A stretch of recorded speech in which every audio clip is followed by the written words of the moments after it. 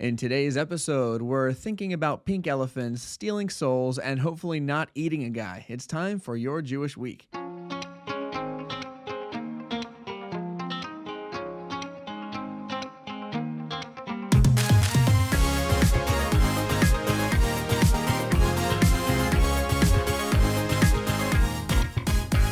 Hey everyone, welcome to Your Jewish Week, the podcast for everything Jewish in the week ahead. I am Rabbi Dovey. As always, this podcast is produced by Chabad.org and dedicated to all our brothers and sisters in the Holy Land. May Hashem keep them safe from all harm, and may all the hostages finally be freed to return to their families and loved ones. Today is Sunday, the 6th of Iyar, and if you'll be spending Shabbat in Bendigo, Victoria, Australia, you'll find Shabbat candlelighting time coming in at 5:11 p.m. As you can probably guess from that atrocious attempt at an accent, I have never been there, and if you aren't there either, no worries. Shabbat candlelighting times for your location can be found quickly and easily at Chabad.org/times. Starting us off, as always, with the weekly Parsha. Last week, we had our first double Torah portion, and you guys liked it so much, we're having another one this week. We'll be studying the combined portions of Acharei and Kedoshim. Sunday, we open with the yearly Yom Kippur ritual that would take place in the Holy Temple. It involved the high priest wearing special clothes, offering incense, and entering into the Holy of Holies to plead with Hashem on behalf of the Jewish people. Now, this was the only time that anyone was allowed to enter the Holy of Holies ever, except for the rare occasion that it needed repairs. So it was extremely important for the high priest to be at the absolute highest standard of physical and mental purity that any human has ever attained. We'll learn all about that process on Sunday going into Monday, when we'll transition to the Yom Kippur laws for ordinary Jews. It's famously a fast day, but there's a couple other restrictions on pleasurable activities on top of the regular work restrictions like you've got on any Shabbat. At the end of Monday's reading going into Tuesday, we'll learn about the prohibition to offer sacrifices outside the temple and eating blood, along with the mitzvah of covering an animal's blood after slaughtering it for food. That applies to wild animals and birds, but not to domesticated animals like cows and sheep. Also on Tuesday, we've got a whole list of forbidden relationships, and generally, we're commanded to avoid behaving like the Egyptians and Canaanites who got into all sorts of weird stuff. Wednesday, we wrap up the laws of forbidden relationships and transition into our second Torah portion for this week, the portion of Kedoshim.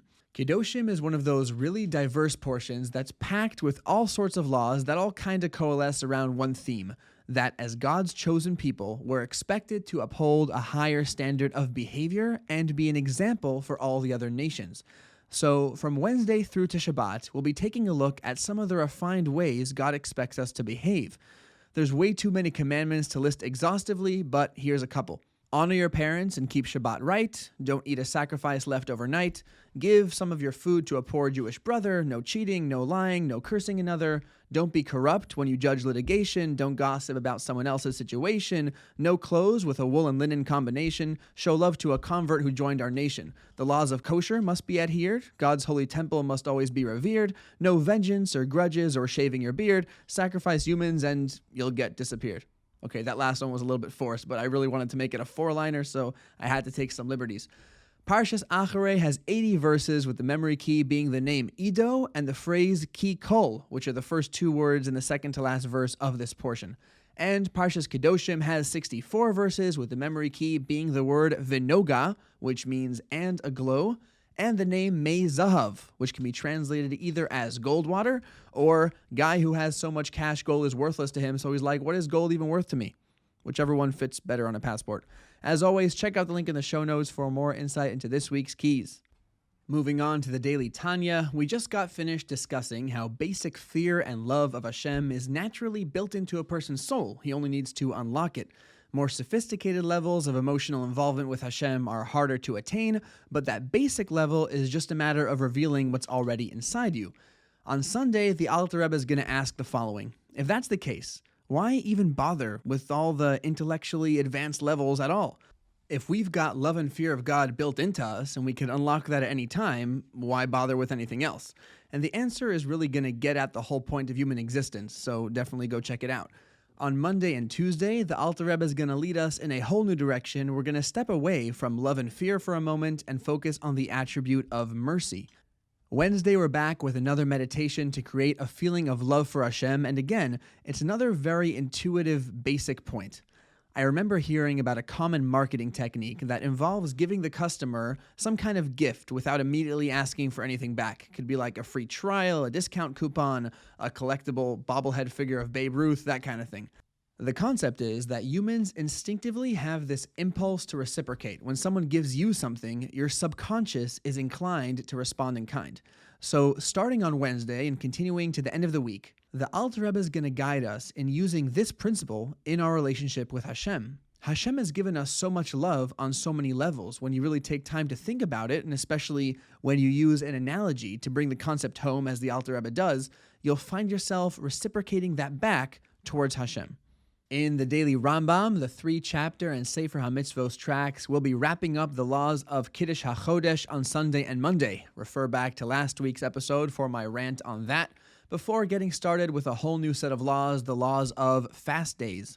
We'll talk about the general obligation to fast and cry out to Hashem whenever a disaster or catastrophe threatens the community, such as a drought or a locust swarm, as well as the established nationwide fast that every Jew is obligated to observe at various points throughout the year.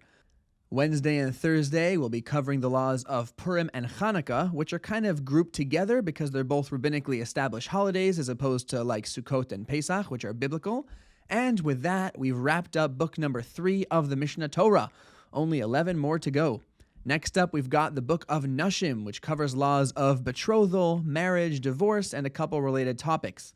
We'll open with the laws of betrothal and marriage, which is going to take us all the way to Shabbat and beyond. Altogether, it's a particularly diverse week for 3 chapters Rambam. I can't imagine any other curriculum or course of study that works like this.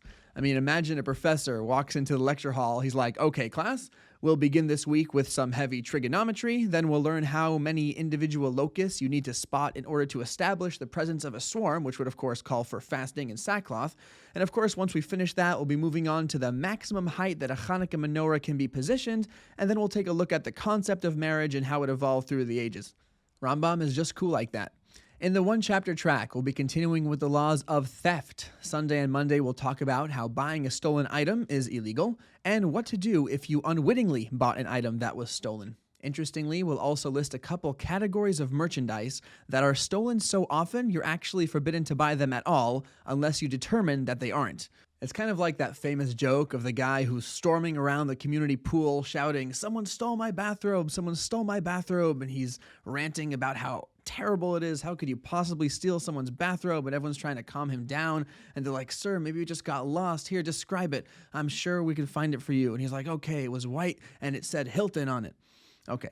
Tuesday and Wednesday will transition to a more subtle kind of theft, which is using inaccurate scales and weights to deceive customers. And Thursday will move on to human theft, also known as kidnapping, although for the life of me, I have no idea why it's called that. English is weird. In Hebrew, it's just called stealing souls, which is much more to the point and kind of poetic. Friday and Shabbat will begin the laws of robbery and lost objects, which will take us all the way into next week and beyond.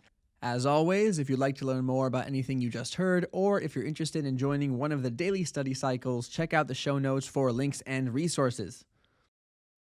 All right, with the weekly overview done, it's time to take it day by day.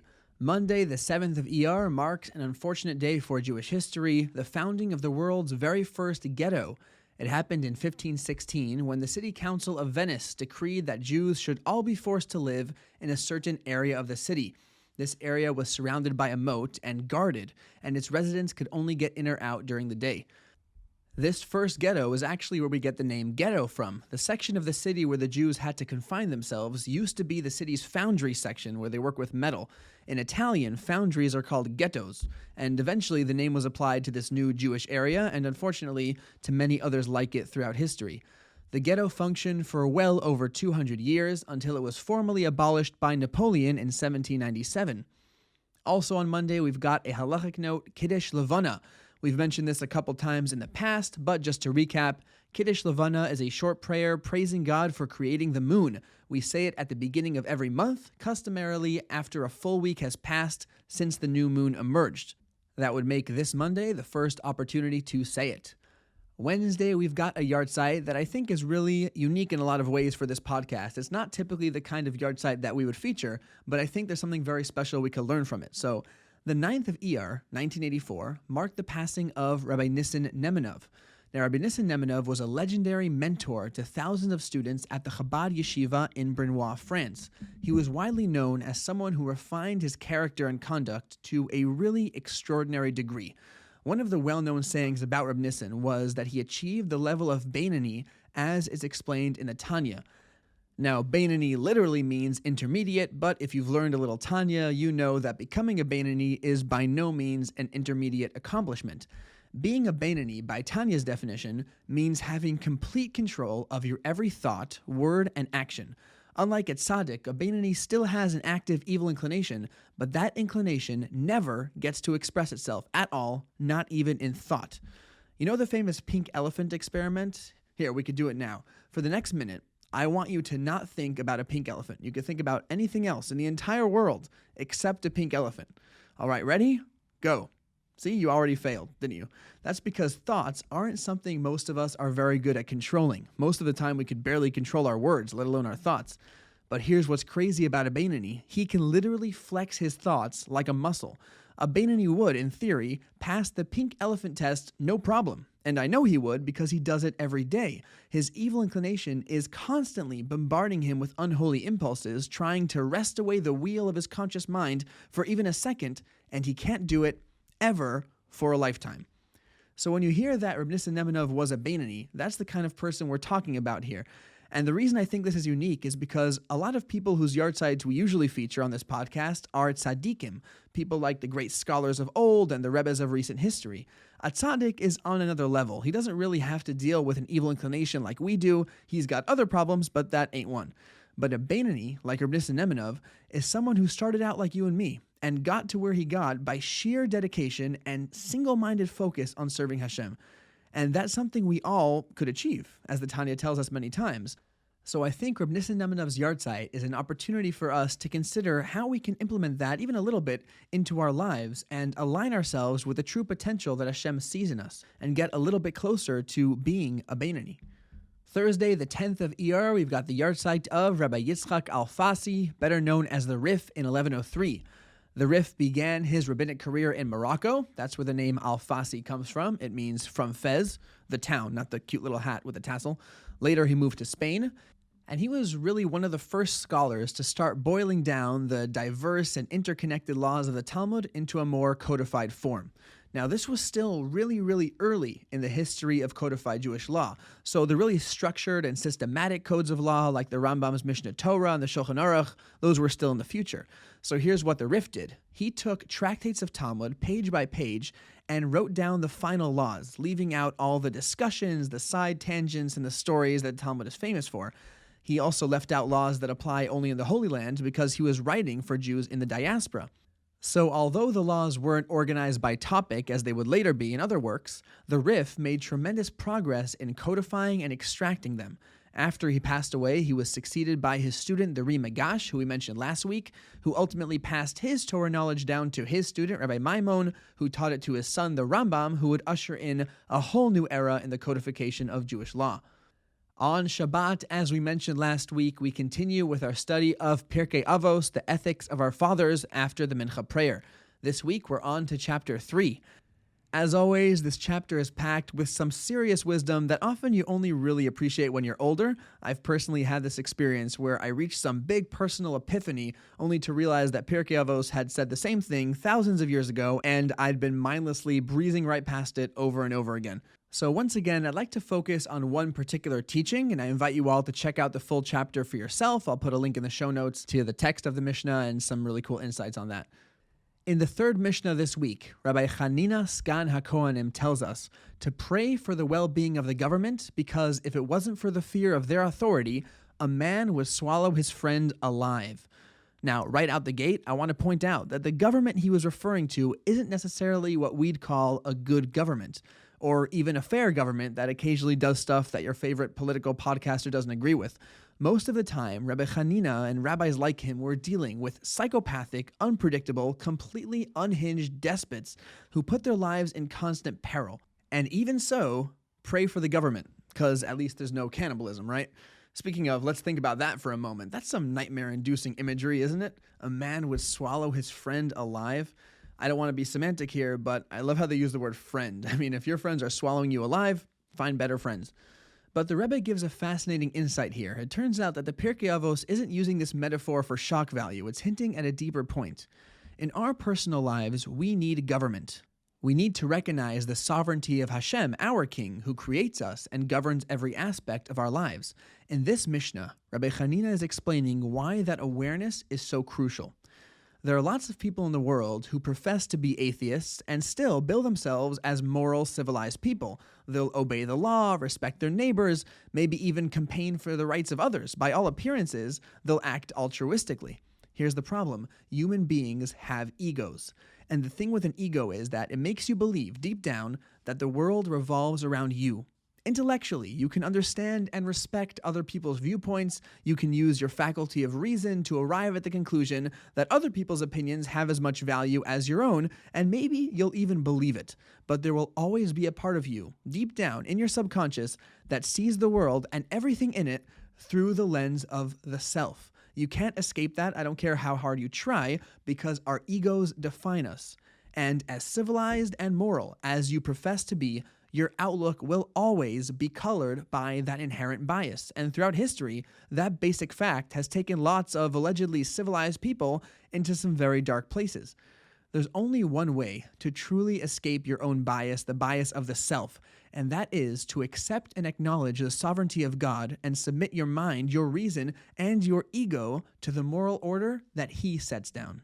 And this is what the Mishnah is saying. If you don't believe in God, you don't respect the government, to use the metaphor, you will swallow up your fellow humans. Even as you acknowledge their rights, their humanity, their equality, you'll continue to see them all within the universe of your own ego. They'll be forever swallowed up in your own inescapable sense of self that sees them and everything else as supporting characters for the movie that is your life. The truest equality that can ever be, and really the only true equality that can ever be, is to know that there is a creator who is far, far above any of us, and that everything in the world was created by him for a purpose which only they can fulfill.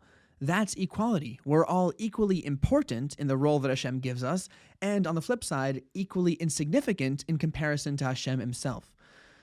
With that in mind, let's do our best to respect our fellow humans and avoid cannibalism, literal or conceptual, in the week ahead.